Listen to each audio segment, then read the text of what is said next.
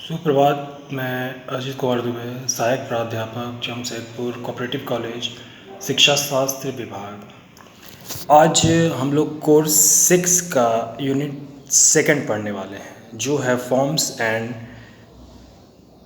Types of inequalities and issues. मतलब लिंगीय भेद, gender inequalities कितने प्रकार के हो सकते हैं और उसके क्या क्या मुद्दे हैं। जिसमें सबसे पहला जो मुद्दा है वो है आपका mortality rates. Mortality rates means मतलब होता है मृत्यु दर।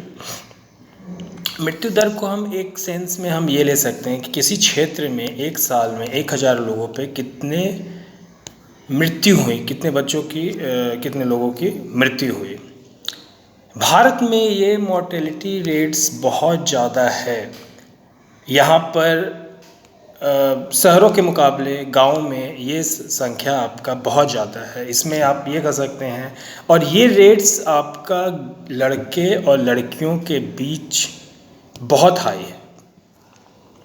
खासकर भारत के बहुत सारे जो राज्य हैं, जो आर्थिक रूप से, सामाजिक रूप से पिछड़े हैं, वहाँ पर ये आपको मॉर्टेलिटी रेट्स बहुत ज़्यादा देखने को मिलती है।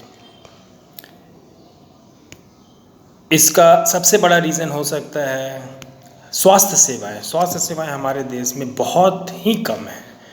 अगर जनसंख्या की बात की जाए, जनसंख्या की तुलना में हमारे देश में स्वास्थ्य सेवाएं बहुत कम है। बहुत ऐसे कम हॉस्पिटल्स होंगे जहां पर आपका वेंटिलेटर की सुविधा होगी, जहां पर आपकी सही दवाइयों की सुविधा होगी। दूसरा आपका इसमें रीज़न हो सकता है चाइल्ड मैरिज। चाइल्ड मैरिज, जो अर्ली चाइल्ड मैरिज हो जाता है, बचपन में जिनकी शादियां कर दी जाती हैं, वे बड़े हो करके वहाँ पर उनको मॉर्टेलिटी रेट्स इसमें बहुत ज़्यादा हाई हो जाता है। एक बच्चे की आप शादी कर दें बचपन में, और उसके साथ आप समझ सकते हैं बहुत सारी समस्याएं उनके सामने आती हैं। फिर इसमें हम ले सकते हैं, ये आपका एजुकेशन का भी पार्ट है कि हमारे देश में एजुकेशन, शिक्षा बहुत ही कम है। शिक्षा के जो भी क्षेत्र हैं उसमें बहुत कम इन्वेस्टमेंट, कम निवेश हुआ है, जिसका कारण है कि वहाँ पे बच्चे पढ़ नहीं पाते, उन्हें इस बात का ज्ञान नहीं दिया जाता है। और माँ बाप में भी जो शिक्षा की कमी है, जिसके कारण ये मॉर्टेलिटी रेट्स आपका बढ़ रहा है। भारत ही नहीं, विकसित और विकासशील देशों के अलावा जो थर्ड वर्ल्ड कंट्रीज़ हैं, अफ्रीका और लैटिन अमेरिका के बहुत सारे कंट्री, वहाँ पर ये मॉर्टेलिटी रेट्स बहुत ज़्यादा हाई है। दूसरा अगर आप बात करें टॉपिक, तो वो है आपका natality rates. Natality rates means जन्म दर, हम इसको एक तरीके से हम ले सकते हैं। इसका मतलब होता है कि हम बचपन में ही, मतलब गर्भ में ही बच्चे को हम देख लें कि वो लड़का है या लड़की है। ये आप एक तरीके से कह सकते हैं कि इट्स ए प्रेफरेंस। मतलब ये हम प्रेफरेंस देते हैं लड़कों को लड़कियों के जगह पर। बहुत सारे नर्सिंग होम्स हैं, बहुत सारे मेडिकल फैसिलिटीज़ आ गई हैं, जिससे आपको ये साबित हो सकता है कि आप गर्भ में ही आप पता कर लें कि आपका जो बच्चा है वो लड़का है या लड़की है। तो इसमें बहुत सारे रीजंस आते हैं कि हमारे देश में भी कई जगह ये उम्मीद की जाती है कि नहीं, हमें लड़का ही चाहिए, क्योंकि लड़का अगर हमारे पास होगा तो वो हमें, वृद्ध जब हम होंगे तो हमें हमारी सेवा करेगा।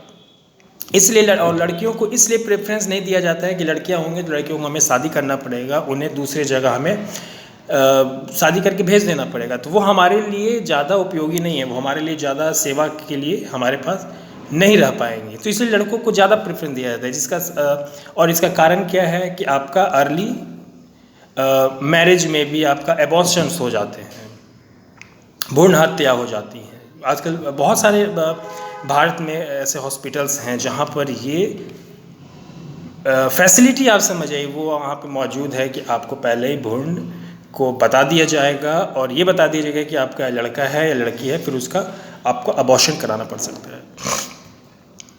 इसके लिए हमें चाहिए एजुकेशन, शिक्षा का प्रसार किया जाए। अगर इस शिक्षा का प्रसार नहीं किया जाएगा तो हमारे देश में इस प्रकार की जन्म दर, मृत्यु दर जैसी समस्याएं वो आम रहेंगी, और ये आगे जाकर के हमारे देश के विकास के लिए बहुत बड़ा खतरा साबित हो सकता है।